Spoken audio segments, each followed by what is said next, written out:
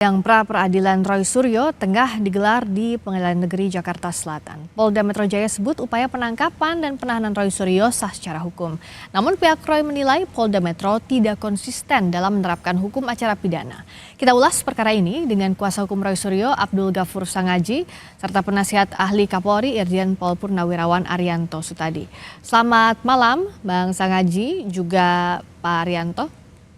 Selamat malam, Selamat Mbak malam, Friska. malam Pak Ghafur. Selamat malam, saya ke Bang Sangaji dulu. Kalau yang pihak Anda sebut tidak konsisten menerapkan KUHP lama dan KUHP baru itu di poin apa singkatnya, sederhananya? Ya, di surat perintah penangkapan dan surat perintah penahanan itu kan ada dasar pertimbangan hukum, ya, atau kita sebut dengan diktum menimbang dengan merujuk pada dasar yuridis. Nah, di dalam surat perintah penangkapan dan penahanan, pasal-pasal yang dirujuk oleh Polda Metro Jaya itu semuanya adalah pasal yang diatur di dalam Undang-Undang Nomor 20 Tahun 2025. Kami sudah cross check dan kami sudah cek dan kami sudah teliti secara cermat, ya. Tetapi dalam jawaban termohon tadi di Pengadilan Negeri Jakarta Selatan, malah mereka mendalilkan bahwa yang berlaku di dalam dasar penangkapan penahanan itu adalah Undang-Undang Nomor 8 Tahun 1981 yang terkait dengan pasal-pasal penangkapan, penahanan, dan penggeledahan. Ini kan sesuatu yang tidak konsisten. Di dasar yuridis surat perintah penangkapan penahanan, kami belum melihat surat perintah penggeledahan, ya.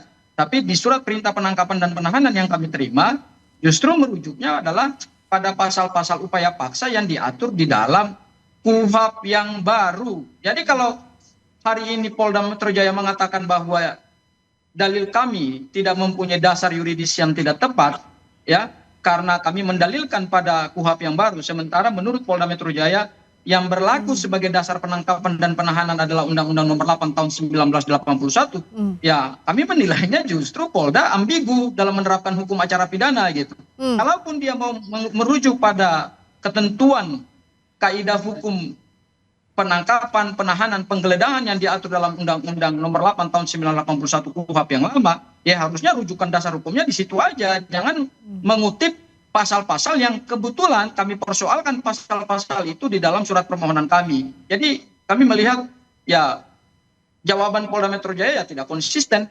dalam memberikan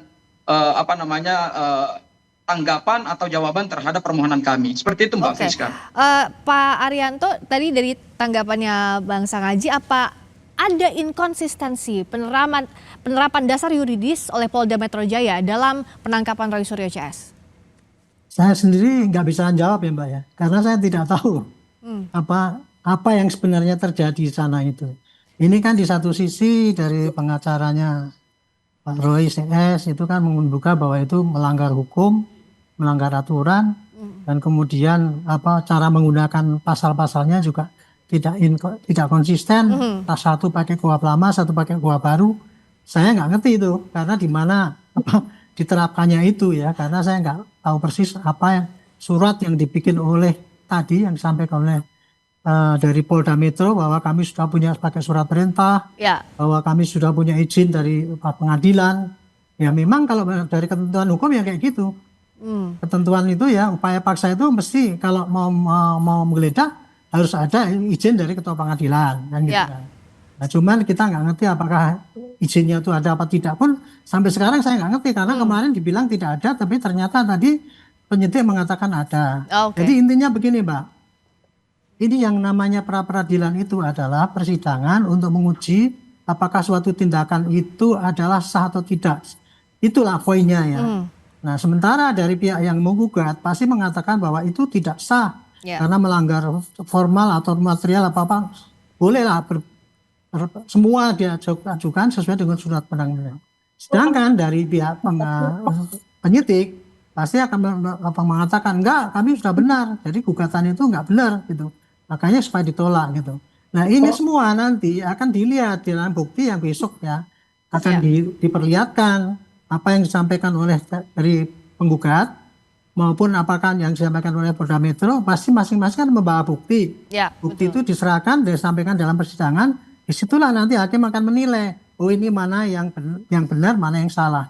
Di situ hakim nanti akan memutuskan apakah 3 pokok masalah yang tadi digugat itu, yaitu mengenai penahanan, penangkapan, penggeledahan itu sah apa tidak, itu nanti hakim yang akan memutuskan setelah melihat bukti-bukti yang ada diajukan di dalam persidangan pra-peradilan. Ya, Pak Arianto, ini kan akan Itu aja. diuji di sidang pra-peradilan. Nah, kalau berdasarkan yang harus dilakukan, sebenarnya apa saja yang harus polisi miliki pada saat sidang pra-peradilan untuk membuktikan bahwa proses penangkapan itu memang sah? Yang harus dimiliki oleh polisi adalah surat perintah ada apa enggak.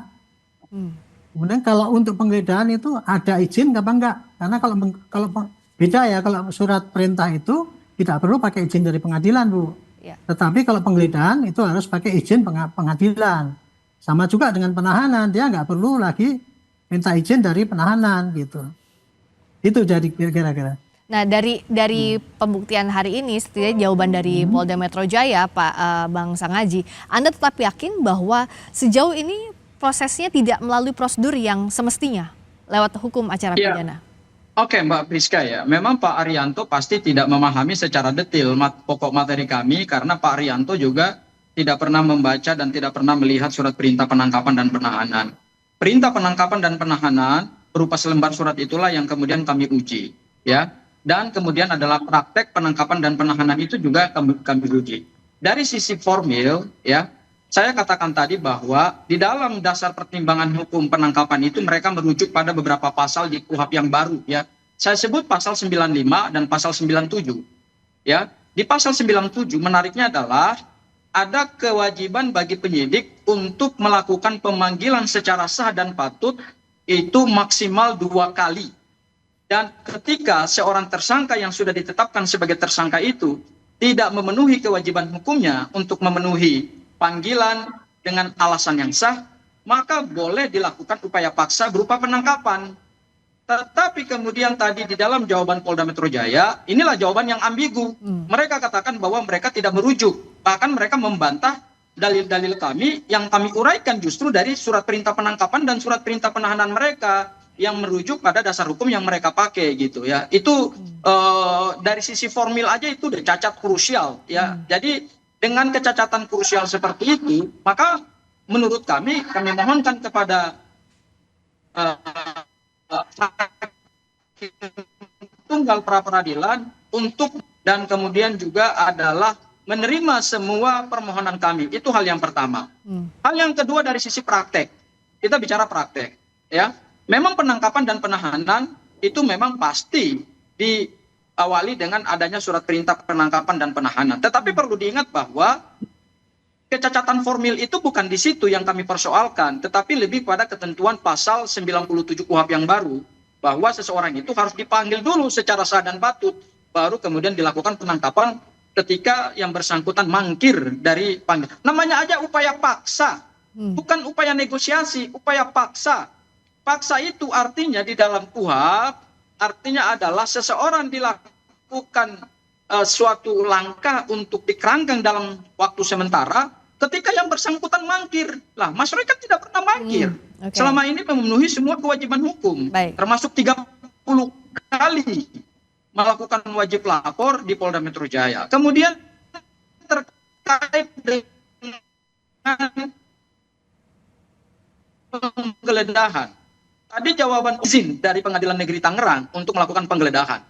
Sayangnya adalah pada saat mereka melakukan penggeledahan itu, dan nanti kita buktikan juga, kita lihat gitu ya, karena surat penggeledahan yang mereka kantongi itu katanya dari tahun 2025, bulan November 2025 gitu. Tetapi mereka melakukan penggeledahan baru pada tanggal 19 Juni 2026. Jadi kami akan lihat juga apa benar surat penggeledahan itu sudah ada. Dan yang kedua, sebelum penggeledahan dilakukan, secara patut seseorang petugas kepolisian harus menunjukkan dulu kepada yang mau digeledah rumahnya bahwa Bapak atau Ibu, kami sudah mengantongi surat penggeledahan, izin kami mau melakukan penggeledahan. Itu tata cara yang patut. Yang dilakukan oleh Polda Metro Jaya kan tidak seperti itu. Bang Sangaji. Tidak menunjukkan surat penggeledahan, tapi kemudian dalam jawaban mereka mengatakan mereka memiliki surat penggeledahan. Ini yang mendukung kami adalah jawaban-jawaban yang tidak rasional dan patut ditolak oleh hakim tunggal pra peradilan. Kita akan lanjutkan ini, termasuk apakah secara logika kerjanya penyidik bisakah melakukan hal-hal tadi secara serampangan tidak sesuai dengan prosedur hukum yang berlaku. Kita akan bahas usai jeda di Sapa Indonesia Malam.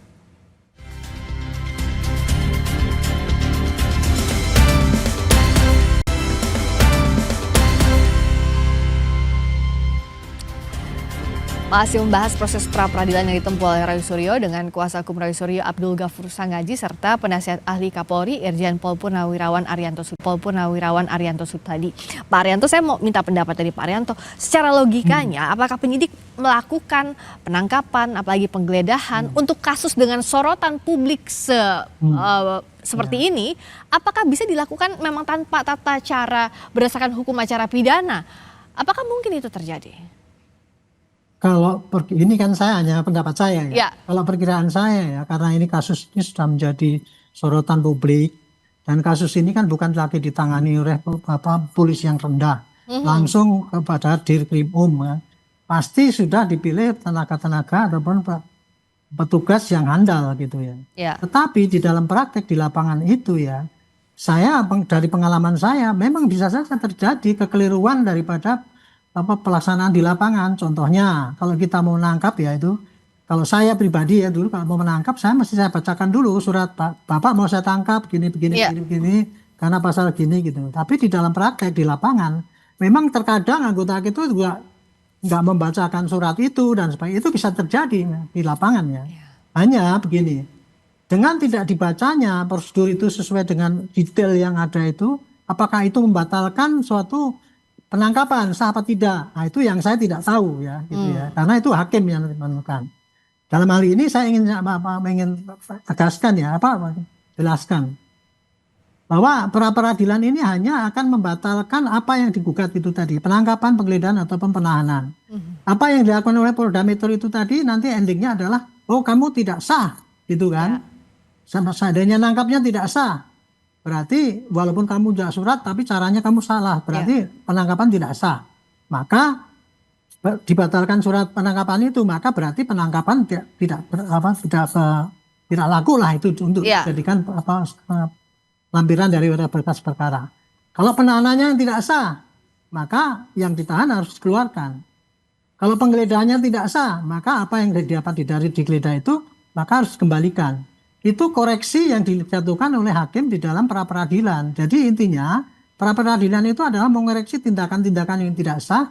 Kalau memang tidak sah maka dia kemudian dibatalkan sebagai bagian daripada proses untuk penyidikan itu. Gitu. Ya, tapi yang ditekankan itu tidak akan menyentuh pokok perkara karena pra-peradilan sesuai dengan apa yang dimohonkan. Itu yang harus dipahami bersama ya Pak Arianto ya. Iya. Tapi yang jelas kan implikasinya pada kredibilitas kerja penyidik. Nah itu kan yang sana kan untuk menguji lah untuk pendidikan pada umum ya gitu ya, itu nggak apa-apa, bagus. Kalau bagi saya yang namanya pra-peradilan itu memang untuk menguji Bu.